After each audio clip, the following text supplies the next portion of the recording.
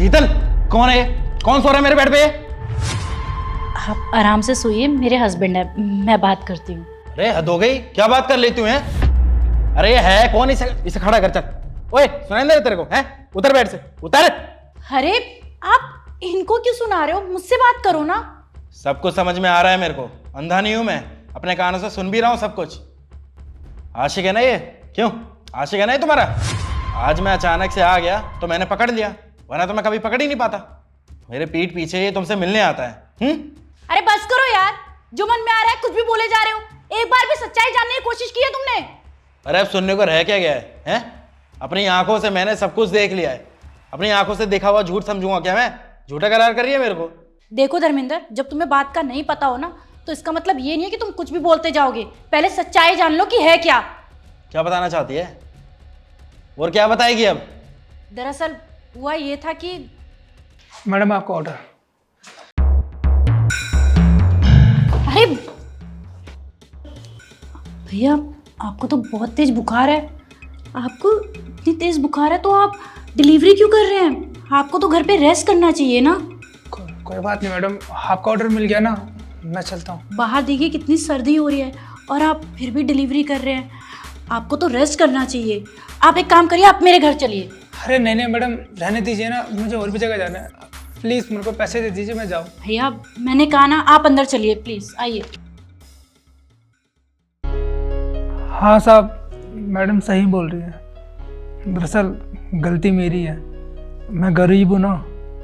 वो क्या है ना, सुबह से लेकर शाम तक मुझे डिलीवरी करनी पड़ती है और ठंड में मेरे पास जैकेट भी नहीं है।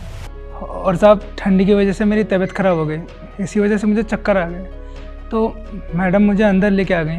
और हाँ साहब, मैं मानता हूँ कि ऐसे किसी के घर में घुसना नहीं चाहिए, गलती मेरी भी है।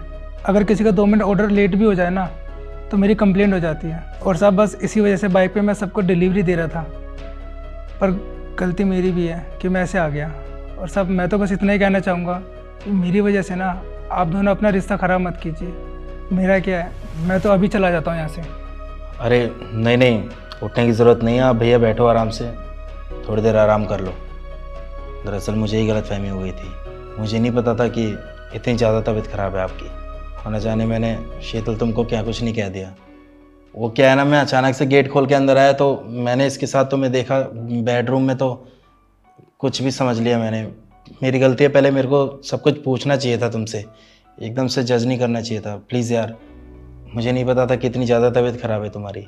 समझ सकता हूँ मैं, बाहर बहुत ज़्यादा ठंड है और आपके पास तो गर्म कपड़े भी नहीं है। मजबूरी में काम तो आपको करना ही पड़ेगा, और अगर काम नहीं करेंगे तो अपना घर कैसे चलाएंगे आप? असली ठंड का एहसास तो आप जैसे लोगों को होता है, हमें नहीं। हम तो घर पे रहते हैं तब भी हीटर चला लेते हैं, और कार में कहीं बाहर जाते हैं तब भी हीटर चला लेते हैं, लेकिन आपको तो बाइक पे डिलीवरी करनी पड़ती है। ठंड की वजह से अगर आप बाइक धीरे धीरे भी चलाएंगे तो डिलीवरी करने में लेट हो जाएंगे और आपकी कंप्लेंट हो जाएगी। मैं समझ सकता हूँ ये सारी चीज़ें।